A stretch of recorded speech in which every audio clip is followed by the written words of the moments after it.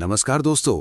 उत्तर प्रदेश में ग्राम पंचायत चुनाव को लेकर एक बार फिर चर्चा तेज हो गई है और गांव-गांव में लोग ये जानना चाहते हैं कि आखिर ग्राम प्रधान बनने के नए नियम क्या हैं, उम्र कितनी होनी चाहिए, योग्यता क्या चाहिए और कौन-कौन से लोग चुनाव लड़ सकते हैं या नहीं लड़ सकते। आज की खास रिपोर्ट में हम आपको यूपी ग्राम पंचायत चुनाव से जुड़ी हर छोटी बड़ी जानकारी आसान भाषा में एक ही फ्लो में बताने वाले हैं, ताकि अगर आप या आपके परिवार का कोई सदस्य प्रधान बनने का सपना देख रहा है तो उसे किसी तरह की कंफ्यूजन न रहे। उत्तर प्रदेश में ग्राम पंचायत चुनाव पंचायती राज व्यवस्था की सबसे अहम कड़ी मानी जाती हैं। गांव के विकास से लेकर सरकारी योजनाओं को जमीन पर उतरने तक ग्राम प्रधान की भूमिका सबसे महत्वपूर्ण होती है।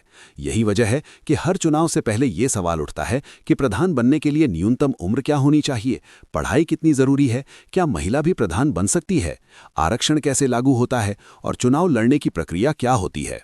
सबसे पहले जान लेते हैं कब होंगे यूपी पंचायत चुनाव और कितना खर्च कर सकता है प्रत्याशी, और साथ ही बताएंगे ग्राम प्रधान की सैलरी कितनी होती है और आरक्षण सीट कब आएगी और कौन कौन चुनाव लड़ सकता है यूपी में।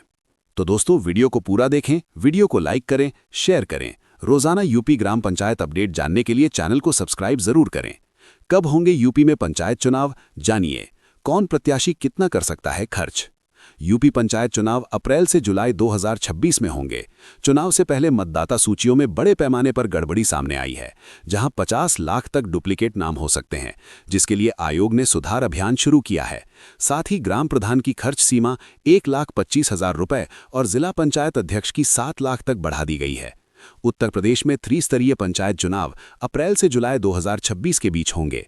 राज्य निर्वाचन आयोग ईसी ने इसकी तैयारियां शुरू कर दी हैं। हालांकि चुनाव से पहले मतदाता सूचियों की विश्वसनीयता पर सवाल उठ गए हैं, क्योंकि जांच में कई जिलों में एक ही व्यक्ति का नाम 2 से 3 बार दर्ज मिला है।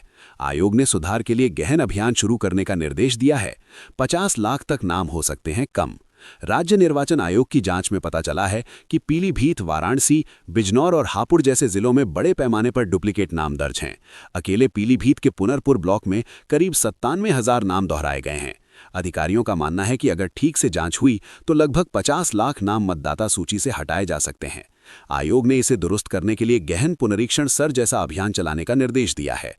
2 प्रत्याशियों की खर्च सीमा बढ़ी। चुनाव की तैयारियों के बीच आयोग ने प्रत्याशियों के लिए खर्च सीमा में भी वृद्धि की है।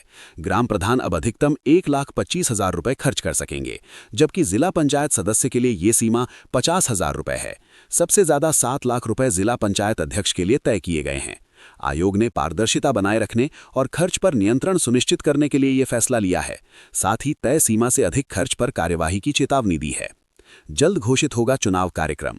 SC/ST आरक्षण निर्धारण की प्रक्रिया पूरी होते ही आयोग चुनाव कार्यक्रम घोषित करेगा। बैलेट पेपर की छपाई का काम शुरू हो चुका है। आयोग ने नामांकन पत्र खरीदने का शुल्क और जमानत राशि की दरें भी बढ़ा दी हैं। डुप्लीकेट मतदाताओं की पहचान और सूची में सुधार के बाद आयोग का लक्ष्य निष्पक्ष और विश्वसनीय चुनाव सुनिश्चित करना है। मंत्री ओम प्रकाश राजभर का 2 टूक जवाब। इन तमाम अटकलों पर विराम लगाते हुए पंचायती राज मंत्री ओम प्रकाश राजभर ने कहा है कि उन्होंने खुद मुख्यमंत्री योगी आदित्यनाथ से इस विषय पर चर्चा की है। राजभर के मुताबिक फिलहाल अधिकारी और कर्मचारी सर जैसे कुछ जरूरी कामों में बिजी चल रहे हैं। जैसे ही वे खाली होंगे वैसे ही चुनाव प्रक्रिया में तेजी आएगी। चुनाव समय पर ही संपन्न कराए जाएंगे। ओपी राजभर ने मीडिया द्वारा बनाए जा रहे माहौल को खारिज करते हुए साफ किया कि अप्रैल से जुलाई के बीच चुनाव की 3 प्रक्रिया पूरी होने की उम्मीद है। आरक्षण की सूची पर टिकी सबकी निगाहें। पंचायत चुनाव में सबसे बड़ा पेंच आरक्षण सूची को लेकर फंसता है। अभी तक यह स्पष्ट नहीं हुआ है कि कौन सी सीट SC/ST के लिए आरक्षित होगी, कहां OBC, SC उम्मीदवार होंगे और कौन सी सीट सामान्य रहेगी। इसी सूची के आधार पर तय होगा कि पुराने धुरंधर मैदान में उतर पाएंगे या नहीं।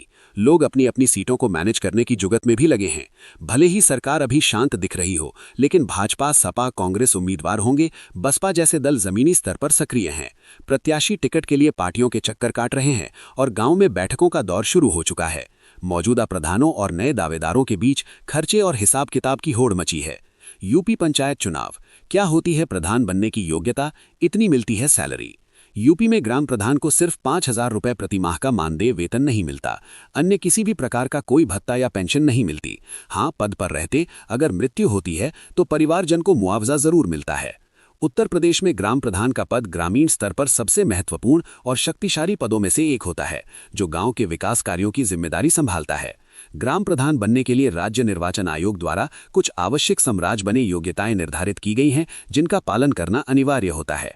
कोई भी व्यक्ति जो 21 साल की आयु पूरी कर चुका है और उसी पंचायत का मतदाता है, वो प्रधान का चुनाव लड़ सकता है।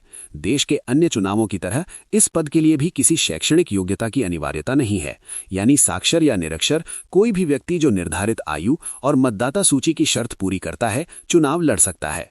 अयोग्यता की वही शर्तें हैं जो अन्य चुनाव के लिए होती हैं। मसलन कोई उम्मीदवार को मानसिक रूप से स्वस्थ होना चाहिए और किसी आपराधिक मामले में दोषी न पाया गया हो। उत्तर प्रदेश के जालौन जिले में मलकपुरा गांव के प्रधान अमित ने नवभारत टाइम्स ऑनलाइन के साथ बातचीत में बताया कि यूपी में ग्राम प्रधान को सिर्फ 5,000 रुपये प्रति माह का मानदेय वेतन नहीं मिलता, अन्य किसी भी प्रकार का कोई भत्ता या पेंशन नहीं मिलती। हाँ, पद पर रहते अगर मृत्यु होती है तो परिवारजन को मुआवजा जरूर मिलता है। अलावा पंचायत चुनाव में मतदान करने के लिए जरूरी है कि मतदाता का नाम पंचायत की निर्वाचन सूची में हो। उत्तर प्रदेश राज्य निर्वाचन आयोग ने त्रिस्तरीय पंचायत चुनावों के लिए मतदाता सूची पुनरीक्षण का समय सारणी संशोधित कर दी है। आयोग के नए पंचायत चुनाव में मतदान करने के लिए जरूरी के उत्तर प्रदेश राज्य निर्वाचन आयोग ने त्रिस्तरीय पंचायत चुनाव पर का बीथीरह से पंचायत चुनाव का मतदाता सूची पर मतदान करने के लिए कार्यक्रम के अनुसार मतदाता सूची का अंतिम प्रकाशन आज किया जाएगा।